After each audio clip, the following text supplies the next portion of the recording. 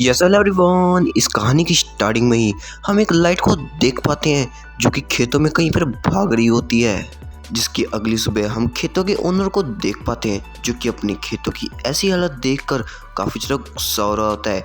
इसलिए वो अपने 3 बेटों को बुलाता है और कहता है कि तुम तीनों को ही यहाँ पे पहरेदारी करनी होगी रात को, कोई हमारी फसल को बर्बाद कर रहा है।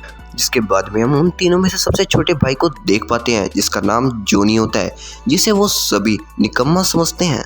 जहाँ पे उसके बाकी 2 बड़े भाई भी उसे अकेले ही छोड़ के चले जाते हैं और कहते हैं कि तुम रात को अकेले ही पहरेदारी देना, जिसके लिए जॉन मान जाता है। जिसके बाद में हमें रात का समय दिखाया जाता है जहाँ पे जॉन वहीं पर बैठा होता है। तभी उसे अचानक से आवाज़ आती है। जब जॉन अपने पीछे मुड़ के देखता है तो उसे एक बहुत ही बड़ा वाइट कलर का घोड़ा दिखाई देता है, जिसे देखकर वो काफ़ी ज़्यादा हैरान हो जाता है और कहता है कि इतना बड़ा घोड़ा मैंने आज तक अपनी ज़िंदगी में नहीं देखा। जिसके बाद में जॉन उस घोड़े को पकड़ने के लिए उसके गले में बहुत बड़ी रस्सी फेंकता है जो कि उसके गले में अटक भी जाती है, लेकिन वो घोड़ा काफ़ी तेज़ी से भागना शुरू कर देता है। असल में ये वही रोशनी होती है जिसे हमने कहानी की स्टार्टिंग में देखा था। लेकिन जॉन भी उस रस्सी को पकड़ लेता है, जिसके कारण जॉन भी उस रस्सी के साथ खींचा चला जाता है। जहाँ पे एक वक्त बाद वो घोड़ा दलदल में फंस जाता है, जहाँ पर जॉन को उसके ऊपर दया आ जाती है, जिसके कारण वो उसकी जान बचा लेता है और उस घोड़े को भी ये कहते हुए छोड़ देता है, अगर तुम्हारे खेतों में दोबारा नहीं आओगे तो मैं तुम्हें छोड़ दूंगा। जिसके लिए वो घोड़ा भी राजी हो जाता है और उसे शुक्रिया करके वहाँ से चला जाता है। जिसके बाद में सीन शिफ्ट होता है अगली सुबह, जहाँ पे जॉन उसी फार्म में सो रहा होता है। जहाँ पे जब उसकी आंखें खुलती हैं तो उसके सामने 2 शानदार घोड़े होते हैं, जिसे देखकर वो काफ़ी ज़्यादा सरप्राइज हो जाता है और कहता है कि ये घोड़े यहाँ पे कैसे आए। जिसके बाद में जॉन को एक बूना घोड़ा दिखाई देता है जो कि कहता है कि मेरा नाम फॉल है, तुमने मेरी मोम की मदद की थी, उन्होंने तुम्हारे साफ दिल को देखकर तुम्हें ये घोड़े गिफ्ट में दिए हैं। जिसकी बातें सुनने के बाद जॉन काफ़ी ज़्यादा खुश हो रहा होता है कि उसे 2 शानदार घोड़े मिल गए हैं। तभी उसे उसके डैड की आवाज़ आती है, जहाँ पे जॉन कोई बहाना बनाते हुए अपने डैड को उस फार्म के अंदर नहीं आने देता। जिसके बाद में जॉन फॉल के ऊपर बैठ जाता है, जहाँ पे फॉल इतनी ज़रा तेज़ी से दौड़ रहा था, जिसकी स्पीड को देखकर जॉन काफ़ी ज़्यादा शॉक हो जाता है कि एक छोटा सा घोड़ा इतनी तेज़ी से दौड़ता है। जिसके बाद में फॉल उन 2 घोड़ों को आवाज़ देता है, जिसकी आवाज़ देते ही वो 2 घोड़े जल्दी से भागते हुए फॉल के पास में जाते हैं। जिसके नेक्स्ट सीन में हम देख पाते हैं जॉन उन 2 घोड़ों को सीधा सिटी में लेके जा रहा था ताकि वो उसे बेच सके और काफ़ी सारे पैसे कमा सके। जहाँ पे जॉन जब उन घोड़ों को सिटी के अंदर लेके आता है तो सभी लोग हैरान हो जाते हैं कि इतने शानदार घोड़े इसके पास कहाँ से आए, और हर कोई उसे खरीदना चाहता था। जहाँ पे फॉल जॉन से कहता है कि तुम इन घोड़ों को उस बंदे को बेच सकते हो जो कि वहाँ पे बैठा हुआ है। जहाँ पे जॉन कहता है कि नहीं, मैं इन घोड़ों को राजा को भेजूंगा, वहाँ से मुझे ज़्यादा पैसे मिलेंगे। जिसके बाद में जॉन उन 2 घोड़ों को लेकर राजा के महल के सामने पहुंच जाता है। जहाँ पर राजा जब बाहर आता है तब उसे वो दोनों घोड़े काफ़ी ज़्यादा पसंद आते हैं, लेकिन राजा का मंत्री कहता है कि ये घोड़े इस लड़के के हो ही नहीं सकते, जरूर इसने इन घोड़ों को कहीं से चोरी किया है। जिसके बाद में राजा उससे उन 2 घोड़ों को ऐसे ही ले लेता है बिना कोई पैसे दिए। जिसके बाद में जॉन काफ़ी ज़्यादा उदास हो जाता है। जिसकी उदासी को देखते फॉल जॉन की उदासी को देखते हुए फिर से आवाज़ देता है। जिसके बाद में वो दोनों घोड़े दोबारा फिर से फॉल के पास में जाते हैं और वो दोनों घोड़े उस वक्त राजा की बग्गी के साथ जुड़े हुए थे। इसके कारण राजा भी वहाँ पे आ जाता है और राजा की बग्गी सीधा आटे के बड़े से ढेर में गिरती है, जहाँ पर राजा की काफ़ी ज़्यादा बेइज्जती हो जाती है। जिसके बाद में राजा को काफ़ी ज़्यादा गुस्सा तो आ रहा था, लेकिन इस वक्त वहाँ पे बहुत सारे लोग थे और उनके सामने बेवजह उसे कोई भी सज़ा नहीं दे सकता था। जिसके बाद में किंग जॉन से इन घोड़ों की कीमत बताने के लिए कहता है, जहाँ पे जॉन इन दोनों घोड़ों की काफ़ी ज़्यादा कीमत बताता है। जहाँ पे राजा गुस्से में आ जाता है, लेकिन वो कुछ भी नहीं कहता। जिसके बाद में राजा के मंत्री कहते हैं, क्यों ना आप जॉन को एक नौकरी दे दीजिए, जिसके कारण आपको घोड़े भी मिल जाएंगे और आपको कभी ना कभी कोई ना कोई मौका तो मिल ही जाएगा जॉन को सबक सिखाने के लिए। जिसके बाद में जॉन सभी कामों को बहुत ही अच्छे से कर रहा था और वहाँ की प्रजा भी जॉन से काफ़ी ज़्यादा खुश थी। जिसके बाद में हम देख पाते हैं कि किंग को काफ़ी ज़्यादा गुस्सा आ रहा था कि वो जॉन को सज़ा नहीं दे पा रहे थे। जहाँ पे उसका मंत्री कहता है कि क्यों ना आप जॉन को एक ऐसा काम दीजिए जो वो कभी कर ही ना सके और उसके ना करने पर उसे फांसी की सज़ा दे दीजिएगा। जिसके लिए किंग भी मान जाते हैं क्योंकि उन्हें तो जॉन से बदला लेना था। जहाँ पे वो जॉन को एक ऐसा टास्क देते हैं जो वो कभी कर ही नहीं सकता था। जॉन भी उसके लिए मान जाता है। किंग ने जॉन को फिनिक वर्ड को लेके आने के लिए कहा था। जहाँ पे जब फोल को ये बात पता चलती है तो वो कहता है कि उस बर्ड को आज तक कोई भी नहीं पकड़ पाया, जिसने भी पकड़ने की कोशिश की तो उसका अंजाम अच्छा नहीं हुआ। लेकिन जॉन कहता है कि मैंने उसके पकड़ने की ठान ली है, अब तो मैं उसे पकड़ के ही रहूँगा। जिसके बाद में फॉलन उसे एक जैसी जगह पे लेके जाता है और कहता है कि यहाँ पे जो नट्स हैं उन्हें खाने के बाद कोई भी सो जाएगा और फिनिक बर्ड को ये नट्स काफ़ी ज़्यादा पसंद है, हम इन नट्स को उसे खिला के सुला सकते हैं। जिसके बाद में जॉन और फॉलन उन नट्स को लेकर उस जगह पे चले जाते हैं जहाँ पे फिनिक बर्ड रहता है। फिनिक बर्ड असल में धरती के नीचे रहता है और वो सिर्फ रात होने पर ही बाहर निकलता है। जहाँ पर जॉन उन नट्स को वहाँ पे फेंक देते हैं और उस फिनिक बर्ड के बाहर आने का वेट कर रहे होते हैं। तभी वहाँ से एक फिनिक बर्ड बाहर निकलता है और मज़े करने लग जाता है। इसके कुछ ही देर बाद वो नट्स को भी खा लेता है और वो सो जाता है। जैसे देखकर जॉन जैसे उसे पकड़ने के लिए जाता है तभी वो फिनिक बर्ड जाग जाता है और वो जॉन का पीछा करना शुरू कर देता है, जिसके चक्कर में वो पूरे के पूरे आइलैंड को भी जला देता है। जहाँ पे जॉन की जान फॉलन भी बचा लेता है। अब जॉन के पास बचने के लिए सिर्फ एक ही रास्ता था, वो नट, जिसे वो उस बर्ड की तरफ फेंक देता है और वो जैसे ही उस नट को खाता है वो बेहोश हो जाता है। और जब उस बर्ड की आंख अगली सुबह खुलती है तब वो अपने आप को जंजीरों में बंधा हुआ पाता है। जिसके बाद में वो बर्ड भी रोना शुरू कर देता है और उसकी आंख से एक आंसू निकलता है, जिसे देखकर जॉन का दिल भी पिघल जाता है और वो सोचता है क्यों ना वो उस बर्ड को छोड़ दे। जिसके बाद में जॉन उस बर्ड की जंजीरों को खोलना शुरू कर देता है और जैसे वो बर्ड आज़ाद होता है वो अपने पंख को फैलाते हुए वहाँ से उड़ जाता है और अपना एक पंख भी वहाँ पे गिरा देता है। वो पंख फिनिक बर्ड का था, इसलिए उसके अंदर से भी आग निकल रही थी। जहाँ पे फॉलन कहता है कि किंग अब तुम्हें नहीं छोड़ेगा, तुमने इस टास्क को कंप्लीट नहीं किया, अब वो तुम्हारी जान ले लेगा। जिसके बाद में जॉन कहता है कि मैं उन्हें अपनी कहानी सुनाऊंगा, वो मेरी बातों पे विश्वास जरूर कर लेंगे।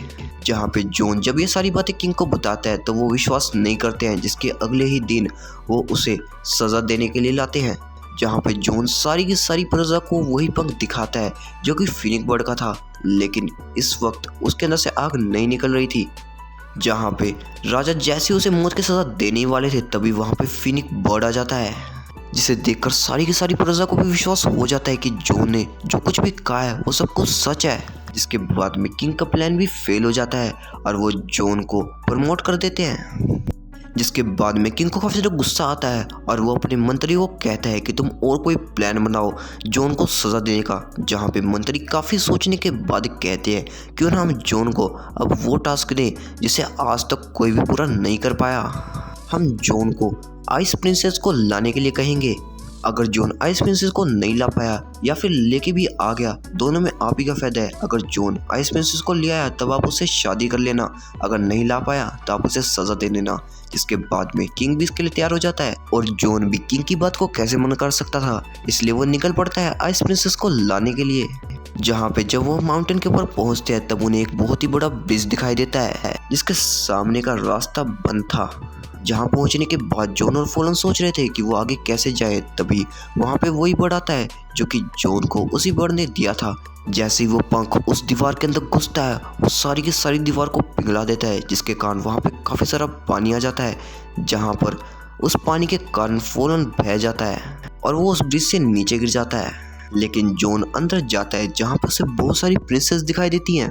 अब वो ये सोच ही रहा था कि इसमें से असली प्रिंसेस कौन है, तभी इसमें उसकी वही पंख हेल्प करता है और वो बता देता है कि असली प्रिंसेस कौन है। जिसे देखकर जॉन जैसे उसके पास में जाता है, आप कितनी ज़्यादा खूबसूरत हैं। जिसके बाद में वो प्रिंसेस कहती है कि तुम यहाँ पे क्यों आए हो। जहाँ पे जॉन कहता है कि मेरे किंग ने मुझे भेजा है ताकि मैं आपको उनके पास लेके जा सकूं और वो आपसे शादी कर सकें।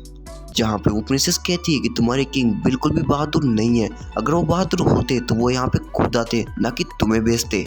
ये कहते हुए प्रिंसेस ब्रिज से नीचे कूद जाती है, जहाँ पे जॉन भी बिना कुछ सोचे समझे वहाँ से नीचे कूद जाता है। तभी फॉलन उन दोनों को बचा लेता है, जहाँ पे हम देख पाते हैं कि फॉलन के पास पंख भी हैं और वो उन्हें नीचे ले आता है। इसके बाद में हम देख पाते हैं फॉलन ये बात समझ चुका था कि जॉन को इस प्रिंसेस का प्यार हो चुका है और वो उससे कहता है कि तुम इससे प्यार नहीं कर सकते।